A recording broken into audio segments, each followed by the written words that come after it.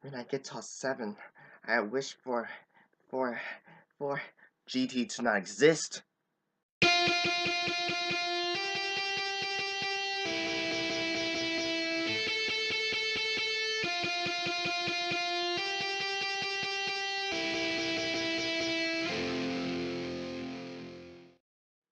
Dragon Ball Z was one of my favorite anime slash manga series of all time. In fact, at one point, it was my favorite anime manga series of all time. Uh, I mean, it was great because of the fight scenes, obviously, the storylines which it had, the characters, and that's what made it my favorite anime. Except for the fact that that was perhaps the only anime that I watched. I mean, I watched other anime like Transformers. Yes, that's an anime. Sonic X, Kirby Right Back at Ya. Those were anime, but those were like the only other anime. Compared to Dragon Ball Z, that was like the best one. Then I opened up my like world of view of anime, and then everything was like, wow! What was I? Wow. I mean, everything was like once I like watched all types of anime. So actually now my favorite anime is Full Metal Alchemist Brotherhood, followed closely by Gundam 00. Although I still enjoy Dragon Ball Z, it's a great, like I said, it's a great story. However, even though I'm a fan of it, there are still some problems I have with it. And since I've actually been able to, look at it critically instead of just being a complete fan about it, I'm actually able to, just focus on the problems.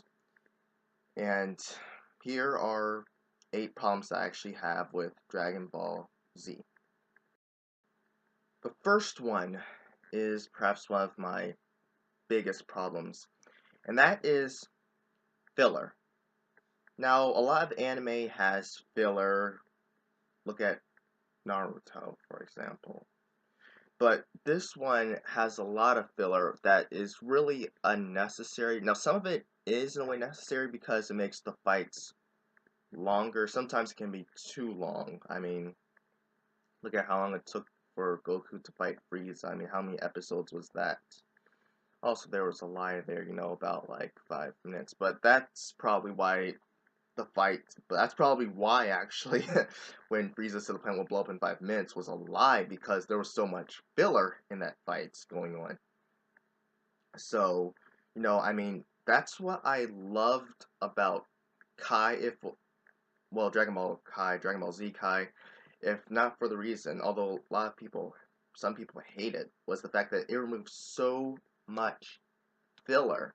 I mean, from going to like chunks of stuff to, just getting straight to how it should be in the actual manga, just being able to say, okay, this was here, we're not having any unnecessary arcs in here, we're just doing it straight from the manga, and that's what I loved about Kai.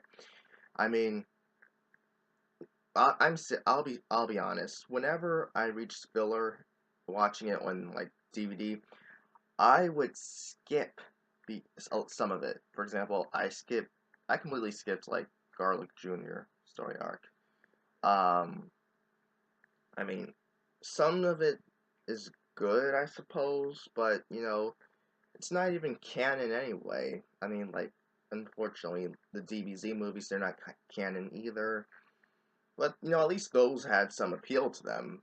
The filler's not really, you know, necessary or even desirable, so why have it?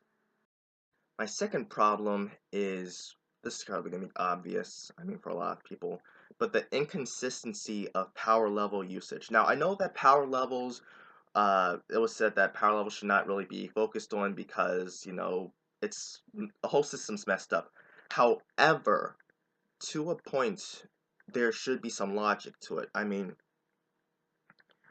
at one point, at what point do you have people who are powerful enough to blow up planets somehow not, and I'm talking about like early in the fight, early in Dragon Ball Z, once you reach the end of the Saiyan saga, every like Goku and Vegeta know they're strong enough to blow up Earth. I mean, Goku's got his Kamehameha when he's in Kaioken times 3 going into 4, and Vegeta's got his Gallic Gun Blast. So you see, that was strong enough to destroy a planet. How come once we've reached maybe Frieza Saga, Cell Saga, does someone not accidentally blow up a planet? I mean, you see how much power they're just putting out? I mean, logically speaking, Goku and Vegeta were probably like maybe about what, a power level of 37,000 destroying a planet. How do you have like Super Saiyan power and not destroy a planet, mind you? And I mean, you'd have to be holding back so much energy, but how are you putting out so much energy to deal damage? That's illogical and that's stupid. I mean, and then when people are talking about saying, "Oh man, he's got enough power to destroy a planet." Seriously? Even Chaozu can blow up a planet at this rate. No, he has enough power to blow up a planet. So why are people so confused or surprised about this going on? It just doesn't make sense. My next reason is because of fanboys. Now, I guess I was sort of a fanboy, like I said before, I watched other anime, but, I mean, I had a coworker and at work we would have, like, discussion stuff, like, superheroes, anime characters, because we're both fans, he likes anime and comic books and stuff like that. I like anime and comic books and stuff like that. So, we were great friends at work. We would always talk about stuff, have what if battles.